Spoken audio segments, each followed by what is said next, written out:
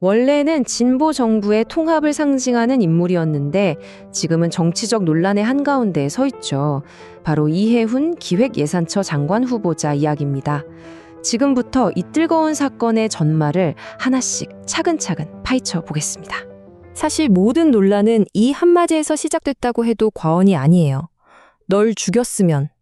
전 보좌진에게 했다는 이 폭언, 이 녹취 파일이 공개되면서 파문이 정말 걷잡을 수 없이 커졌습니다. 네, 바로 이분이 논란의 중심, 이해훈 후보자입니다.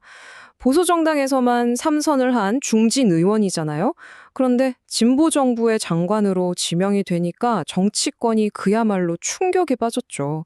바로 이 예상치 못한 통합 카드가 모든 갈등의 시작점이 된 겁니다. 사실 이재명 대통령은 정치적인 분열을 좀 넘어서자, 우리 통합하자 이런 메시지로 이 후보자를 발탁한 거였거든요. 근데 그 의도와는 완전히 반대로 정치권은 거대한 폭풍 속으로 빨려 들어갔습니다. 통합이 아니라 오히려 분열의 신호탄이 된 거죠. 자, 그럼 그 폭풍의 한가운데에는 뭐가 있을까요? 바로 이 후보자를 둘러싼 5가지 핵심 의혹입니다. 지금부터 이 의혹들이 뭔지 하나씩 제대로 들여다보겠습니다. 의혹이 한두 가지가 아니에요. 개인적인 품성 문제부터 재산 형성 과정, 또 자녀 문제까지 그야말로 전방위적입니다. 보좌진을 향한 폭언, 그러니까 갑질 논란이 있고요. 6년 만에 늘어난 재산, 부동산 투기 의혹, 자녀 특혜 시비, 그리고 정치 노선을 갑자기 바꾼 거 아니냐는 문제까지 하나 가벼운 게 없습니다. 특히 이 보좌진 갑질 의혹은 파장이 정말 컸어요. 심지어 지명한 쪽인 여당, 민주당에서조차 이건 주먹질보다 더한 폭력이다, 이런 비판이 터져 나왔으니까요. 당장 사퇴하라는 요구까지 나왔습니다. 이 한마디가 논란의 무게를 그대로 보여주는 거죠. 다음은 정말 많은 사람들의 눈을 의심하게 만든 숫자죠. 113억 원. 2020년에 재산이 62억 원이었는데 6년 만에 175억 원으로 늘어난 거예요. 아니 도대체 어떻게 이게 가능한 걸까요? 이 어마어마한 액수에 대해서 후보자 측은 이렇게 해명했습니다.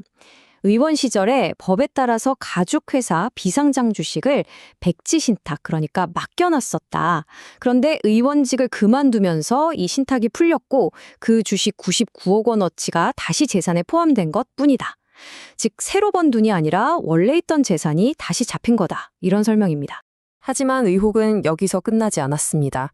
남편이 영종도 공항이 열리기 전에 땅을 사서 3배의 차익을 남겼다는 투기 의혹, 아들이 국회에서 딱 8일짜리 인턴을 한 걸 두고 특혜 아니냐는 시비, 그리고 아들들에게 사실상 공짜로 집을 빌려주거나 딴 거래를 하는 방식으로 꼼수 증여를 한 거 아니냐는 의혹까지 가족을 둘러싼 논란도 계속해서 터져나오고 있습니다. 자, 그런데 여기서부터 상황이 굉장히 아이러니해집니다. 이 후보자에게 가장 날카롭게 칼을 겨누고 있는 곳이 어디냐? 다름 아닌 그녀가 평생 몸담았던 보수정당, 바로 국민의힘이라는 점입니다. 이게 참 아이러니하죠? 그러니까 바로 이런 비판이 나오는 겁니다. 이거 제 얼굴에 침 뱉기 아니냐. 과거에 무려 5번이나 공천을 줘서 국회의원을 시켜줬던 사람인데 이제 와서 이 모든 게 문제라고 공격하는 건 명백한 모순이라는 지적이 나오는 거죠. 그래서 지금 양당의 입장이 완전히 갈립니다. 국민의힘은 이건 비리 종합선물 세트다 이러면서 당장 사퇴하라고 요구하고 있고요. 반면에 여당인 더불어민주당은 일단 청문회에서 사실관계를 따져봐야 한다면서 신중한 입장을 보이고 있습니다. 국민의힘의 딜레마가 바로 여기에 있어요. 당 지도부조차도 이 후보자의 이런저런 문제에 대해 예전부터 익히 들어서 알고 있었다고 인정을 해버렸거든요. 그러니 알면서 왜 5번이나 공천을 줬냐, 당의 검증 시스템에 구멍이 뚫린 거 아니냐는 자기 모순에 빠지게 된 겁니다. 자, 이렇게 사방에서 압박이 들어오는 상황에서 이해훈 후보자는 숨지 않았습니다. 오히려 정면 돌파를 선택했는데요. 그녀의 반격 전략 크게 2가지로 볼 수 있습니다. 전략은 아주 명확해요. 한쪽으로는 제기된 의혹들을 하나하나 직접 반박하면서 방어하고, 다른 한쪽으로는 경제 전문가들을 모아놓고 정책 간담회를 열면서 나는 능력 있는 전문가다, 이걸 보여주는 일종의 투트랙 전략인 거죠. 논란은 박아내고 능력은 보여주겠다, 이겁니다. 그녀의 방어 논리를 좀 자세히 볼까요? 폭언에 대해서는 죄송하다, 반성한다고 사과를 합니다. 하지만 재산 문제나 자녀 관련 의혹들은 그건 사실과 다르거나 법적으로 문제가 없다고 딱 선을 긋고 있어요.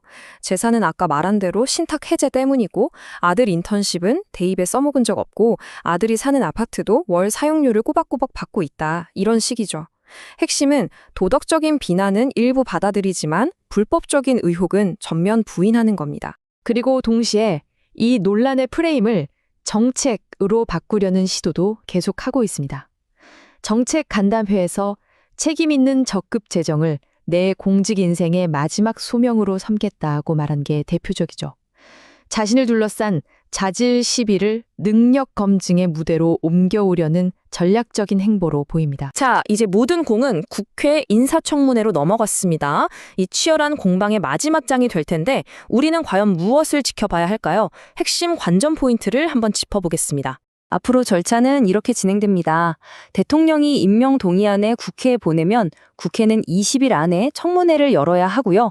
청문회가 끝나면 보고서를 채택해서 대통령에게 보냅니다. 그럼 대통령이 그 보고서를 보고 최종적으로 임명할지 말지를 결정하게 되는 거죠. 결국 이번 청문회의 가장 중요한 핵심 질문은 이걸 겁니다. 과연 이 후보자가 보여주려는 정책 전문가로서의 능력이 폭언 등으로 드러난 도덕성 논란을 덮을 수 있을까? 능력과 인품, 이 둘을 놓고 국회가 아주 첨예한 저울질을 시작하게 되는 거죠. 일단 대통령실의 입장은 아주 확고해 보입니다. 대통령 비서실장이 한번 도전해본다는 게 대통령의 의지라고 말했거든요. 이 말은 청문회 하기도 전에 스스로 물러나는 일은 없을 거다, 이런 뜻을 분명히 한 걸로 해석됩니다. 이제 정말 마지막 질문이 남았습니다. 과연 이해운 후보자는 이 거센 의혹의 파도를 뚫고 장관 자리에 오를 수 있을까요? 그 운명은 곧 열릴 국회 인사청문회에서 결정될 겁니다.